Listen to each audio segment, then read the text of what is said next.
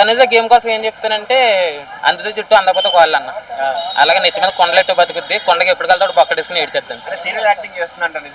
Serial acting కాదు, నార్మల్గా acting అని చెప్పాను. కానీ నేను చెప్పిన అదే పక్కా పాయింట్, నెత్తి మీద కొండెట్టుకుని ఎప్పుడు తిరుగుతుంటది, ఎవడ బొక్కడితే ఎప్పుడు ఏడ్చేద్దాం.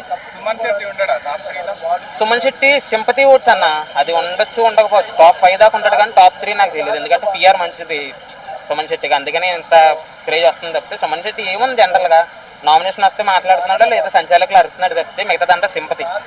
అందుకని టాప్ 5 ఉండొచ్చు కానీ టాప్ 3 అసలు ఇంపాసిబుల్ సుమన్ శెట్టి.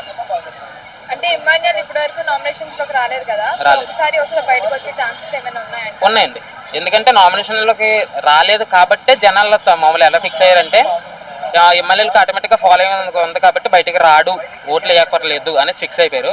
ఒకసారి నామినేషన్లోకి వచ్చాడంటే అందరూ అదే మైండ్ సెట్తో ఉంటారు. ఎందుకు మనం ఓటు అయిపోయినా ఎలాగ సేవ్ అయిపోతాడో, టాప్లోనే ఉన్నాడు కదా అనేసి. ఓటు అయిపోతే ఏమైతే బయటకు వచ్చేస్తాడు.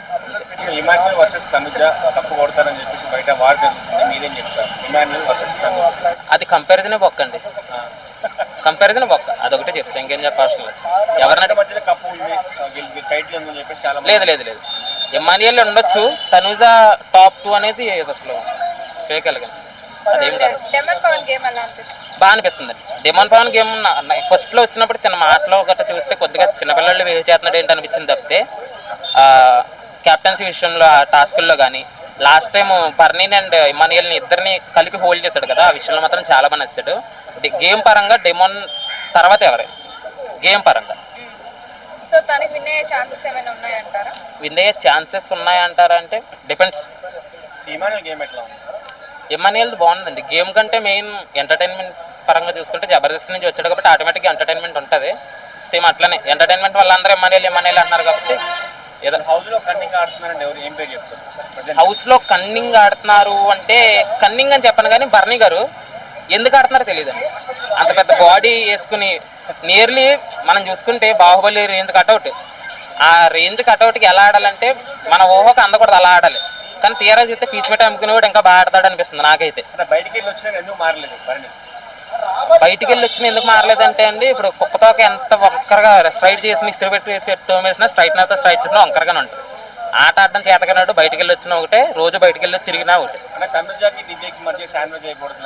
దీనికి శాండ్విచ్ మగోడు కదా, మగోడు కదా.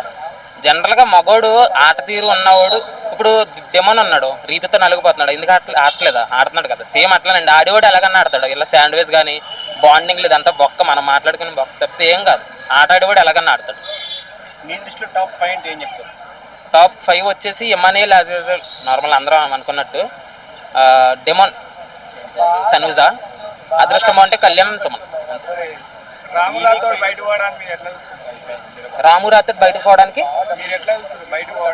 మంచిదే అనుకుంటున్నాను. ఆట ఆడుతున్నాడు ఎప్పుడన్నా బయటకు పోతాడు, మంచిదే అనుకుంటున్నాను. ఎందుకంటే జనరల్గా మనకేం కావాలండి, ఒకటి ఎంటర్టైన్మెంట్ ఉండాలి, 2 ఆట బాగా ఆడాలి.